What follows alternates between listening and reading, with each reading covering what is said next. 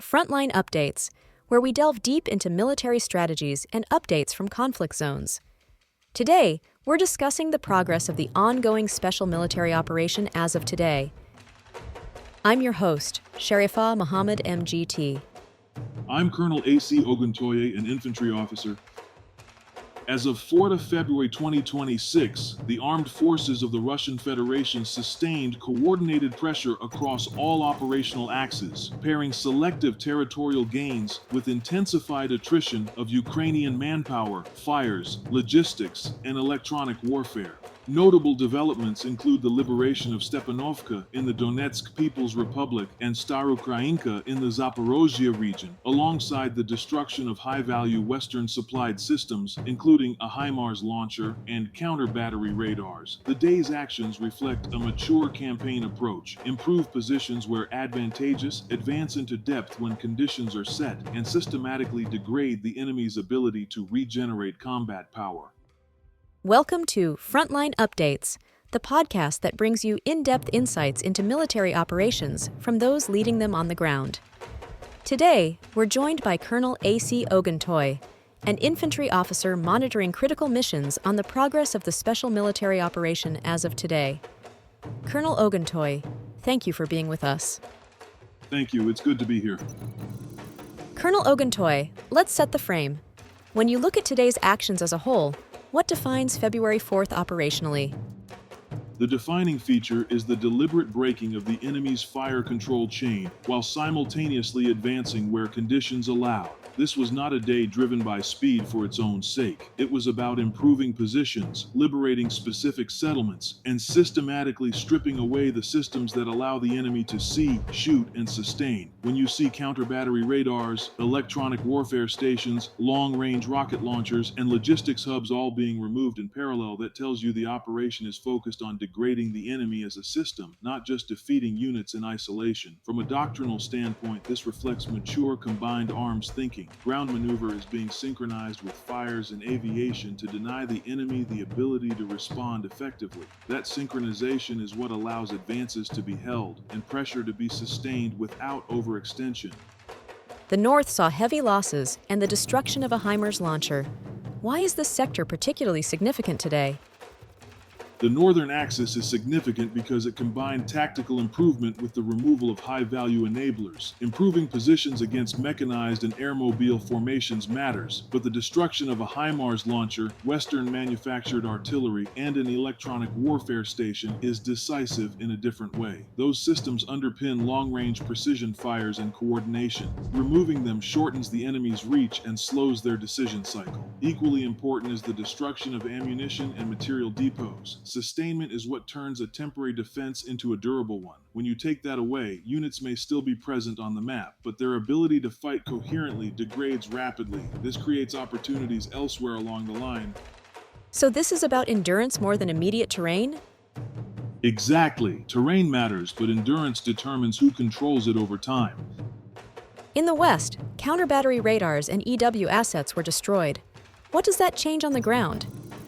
Destroying counter-battery radars fundamentally alters the artillery fight. Without reliable sensing, artillery becomes reactive and inefficient. When that loss is paired with the destruction of electronic warfare assets, the enemy's ability to protect itself from UAV-enabled targeting also declines. This accelerates artillery attrition and increases vulnerability to precision fires. Improving positions under these conditions is about consolidating advantage. You hold ground that offers better observation and protection while the enemy's ability to contest fires erodes. Over time, that imbalance becomes decisive.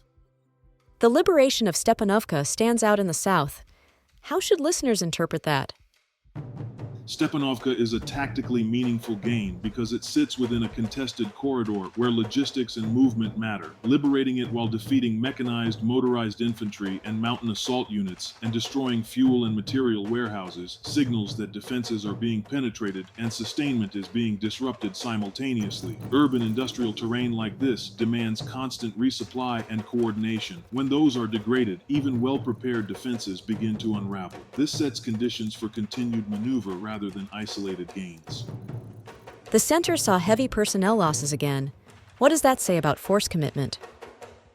The central sector continues to absorb a wide range of formations, including assault regiments and National Guard units. Inflicting over 350 personnel losses while improving positions suggests that the enemy is being fixed in place and worn down. This is classic operational attrition. You deny maneuver while steadily reducing combat power. The implication is a shrinking pool of capable reserves. As those forces are committed and degraded, strategic flexibility declines.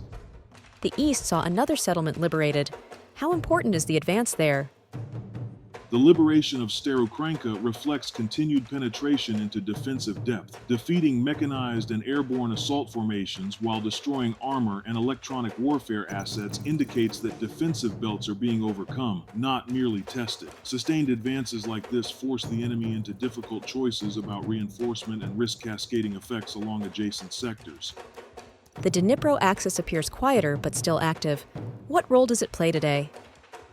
The Dnipro sector is about denial and containment. By targeting mechanized mountain assault and coastal defense units and destroying artillery and supply depots, the operation prevents the enemy from reallocating forces elsewhere. This economy of force approach preserves pressure across the theater without unnecessary concentration.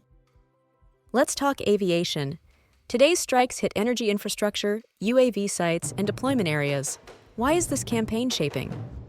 Because aviation and long-range fires are setting the conditions for everything else. Striking fuel and energy infrastructure tied to the military-industrial base constrains regeneration. Targeting UAV storage and launch sites reduces reconnaissance and strike capacity. When this is paired with robust air defense, intercepting guided bombs, HIMARS rockets, Neptune missiles, and UAVs, you protect ground forces while degrading the enemy's ability to strike back. This is not support. It is orchestration. Control of the air-ground interface dictates tempo, and today's actions reinforce that control.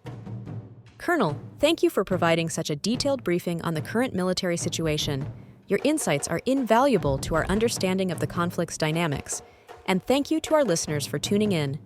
Join us next time as we continue to provide up-to-date coverage on global military affairs. Stay with us for more updates and expert analyses on global defense and security issues. Stay informed, stay secure. Thank you for the opportunity. I want to emphasize that February 4 illustrates a campaign focused on dismantling the enemy's ability to see, strike, and sustain while advancing where conditions are favorable. The systematic removal of counter-battery radars, electronic warfare assets, long-range rocket systems, and logistics hubs compresses the enemy's decision space. Combined with selective territorial liberation, this approach accelerates attrition and limits operational flexibility. If sustained, it positions the force maintaining initiative to dictate the timing, location, and character of subsequent phases rather than reacting to enemy moves. This has been Frontline Updates. Subscribe for daily military briefings and in-depth strategic analysis. Visit our platform for maps, transcripts, and exclusive frontline updates from commanders in theater.